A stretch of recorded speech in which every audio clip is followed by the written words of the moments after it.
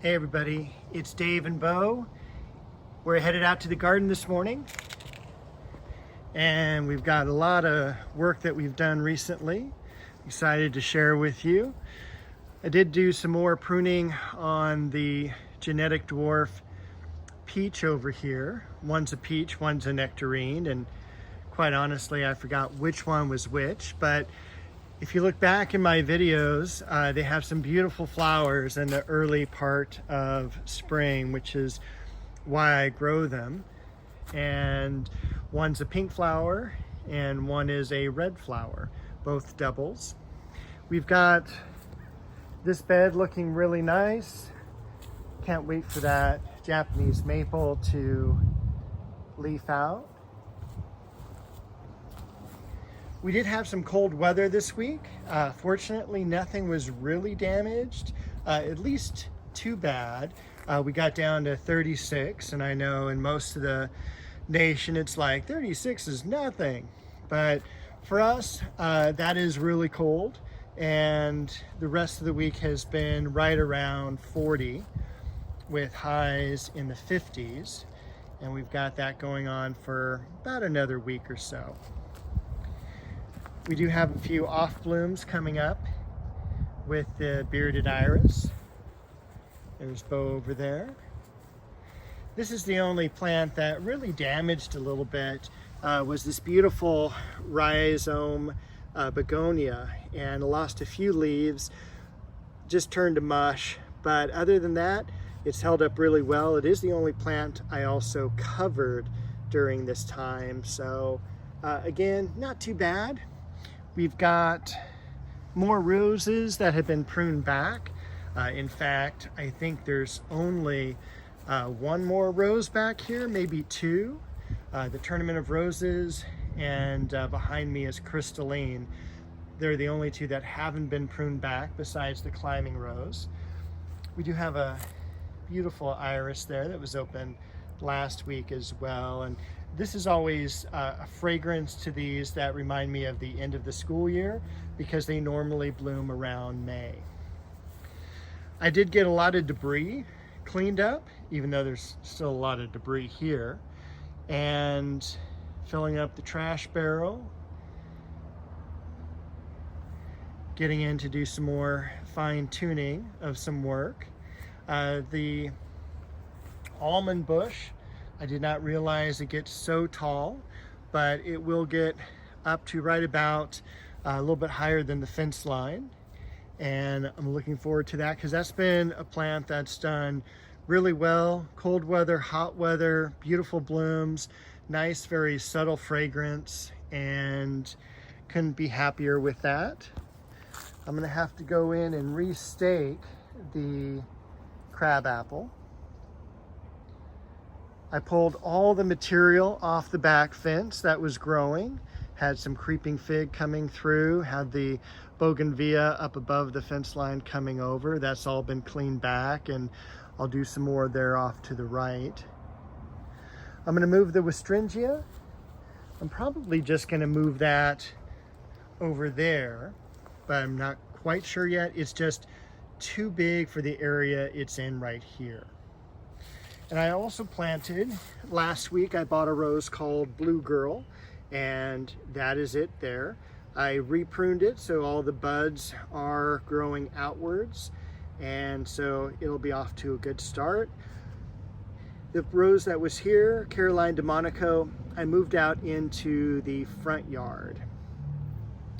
And Crystalline is gonna move. This is a beautiful white hybrid tea. You can tell with how it's buried there that it needs to be lifted, very much like we did with the roses in the other bed, just because they've settled and been buried over the years. We want to keep that bud union above the ground level. That's going to go probably somewhere over across the yard. So I'm going to put another Japanese maple here to balance out the Japanese maple on the other side. I've got my eye on a beautiful dwarf weeping green foliage Japanese maple. So I'll probably do that this coming week. Other than that, all the other plants are doing fine, and I was really happy as well when I was pruning back to find this one that had survived over the summer. Bo is excited too. She's laying out in her normal spot when I'm working out in the yard.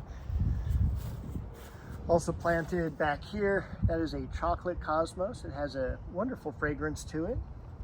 And look at how great that dwarf hemlock has done. I also moved the ajuga that was over here to over here. So other than that, I still need to move the dogwood here.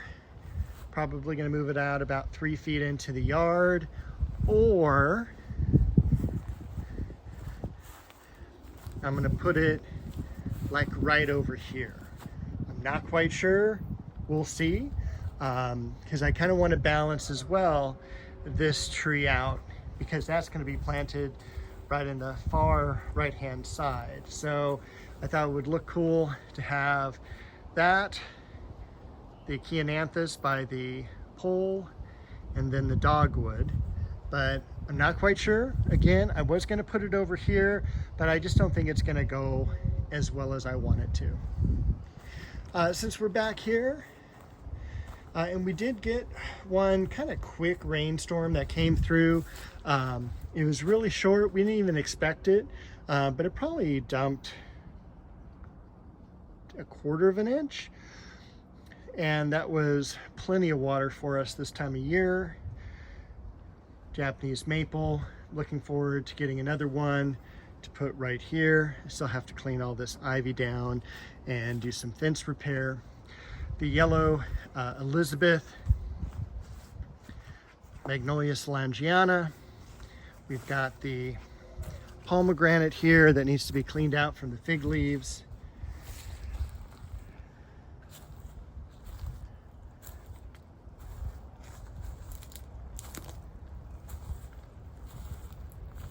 Everything else is looking really good, and I did get a chance to get in here and do some removing of a lot of old foliage and ivy and pruning back those Shasta daisies from last year's blooms. There is still a ton left to do, but I was able to go through and clean out all those rocks. And this is probably the first time you've even seen the rocks in my videos.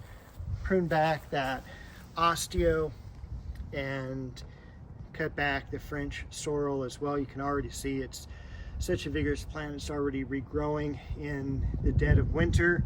And also behind here, we've got the leucosium.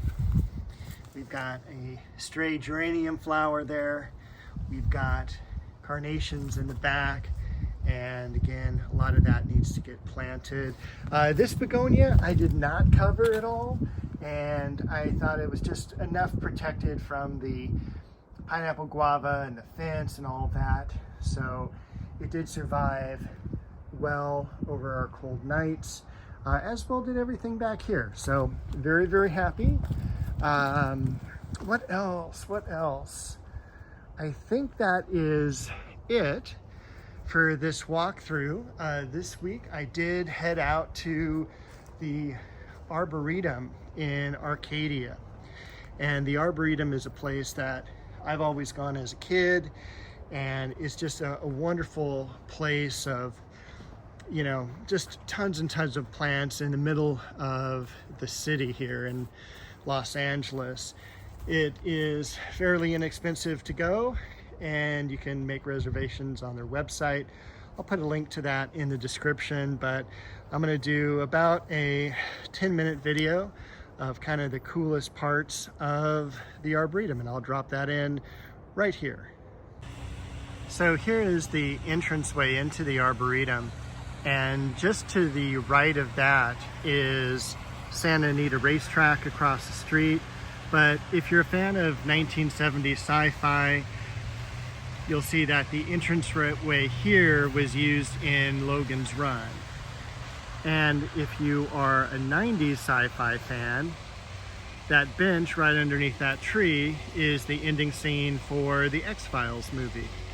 But the Arboretum is where they do tons of movie shoots throughout the year, throughout the decades. I mean, even they've had some of the Bob Hope movies shot here, like I want to say Road to Singapore, Road to Bali. Got the beautiful San Gabriel Mountains up above. I'll show you a little bit better view of those in a minute.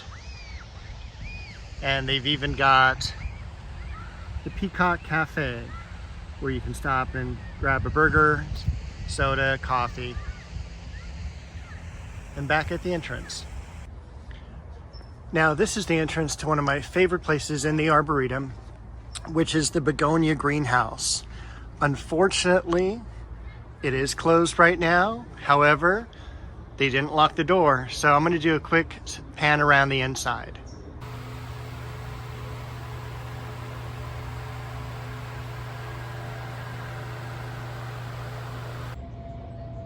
Now, one thing that the Arboretum has done is created some really beautiful cactus gardens. And this is something that has always been lacking here. There's always been the Huntington nearby, which I'll do a video later in the year of. But this cactus garden probably started about 8 or 10 years ago, and definitely also includes some palms. There's a beautiful triangle palm there. And the cactus garden is on the north side of the entrance. And that is the main view of the Arboretum that's always been to mind since I was a little kid. This is more of the cactus garden, and on the right you can see this beautiful blue fan palm that's like a Guadalupe fan palm.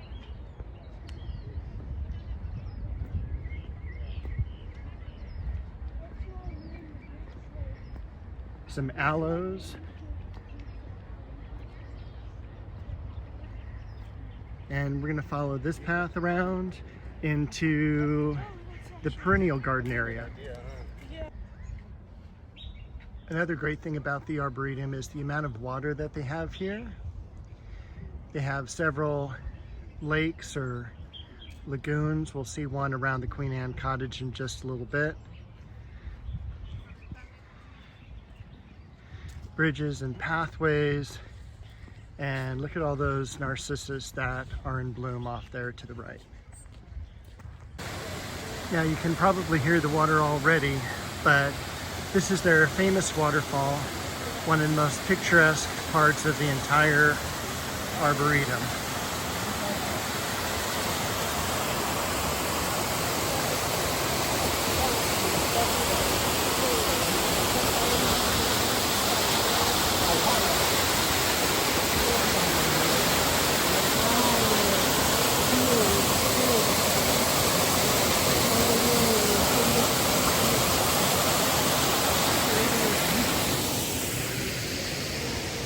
Their herb garden just to the south of us. We'll see that in a little bit.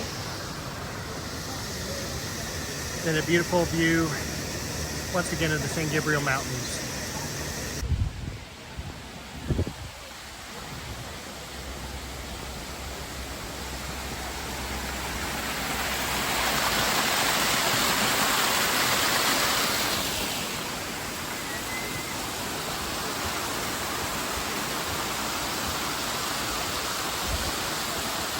And here we are finally at the top. There is one more lagoon there behind those sago palms. We're underneath this beautiful sycamore fig that is absolutely gigantic. And fortunately, the way down is a lot smoother than the way up. So I'll see you at the bottom when we get to the Queen Anne's Cottage and herb garden. So here we are in the beautiful herb garden and also Shakespearean garden. And off to the right, you can kind of see this wishing well type of fountain or container. That's been around since I was a kid. I've always loved it. It's been in different parts of the Arboretum. We've got the entrance flagged by a couple of urns up on pedestals. Off to the left here, look at that beautiful ginkgo biloba. We're about a month before any of the real flowering trees come into bloom. But there are a whole bunch of Magnolia Solangianas around here. Got a lot of citrus and also a pineapple guava off here to the right. We've got a fig and fennel.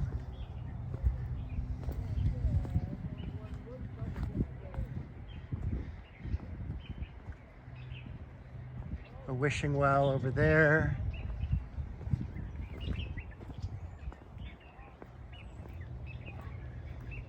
Brugmansia.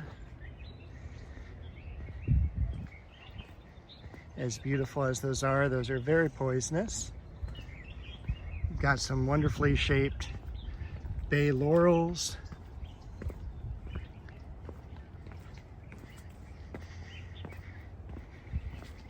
And then we've also got this tree here that is just showing some blooms. And I can always never remember which this one is, but we've got a white Japanese apricot.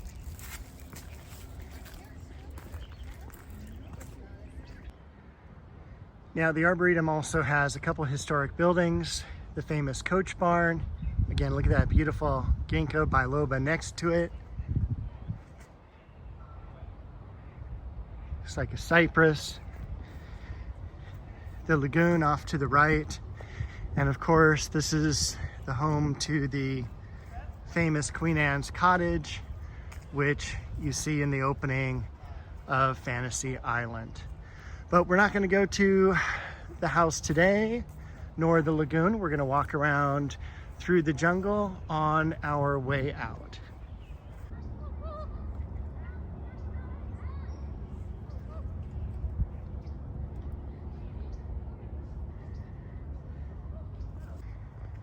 And if you ever make it to the Arboretum, you have to go through what they used to call the jungle.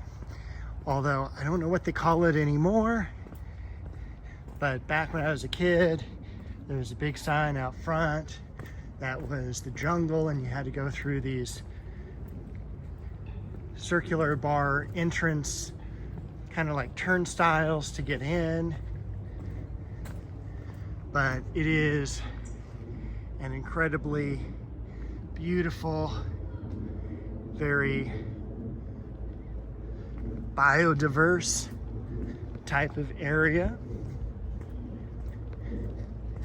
And of course, at certain parts of it, you have a beautiful view of the main lagoon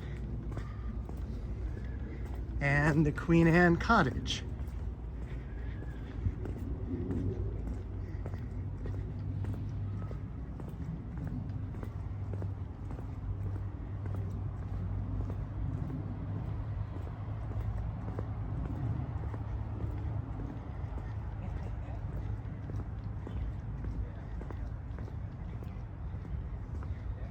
Banyan trees, giant bird of paradise,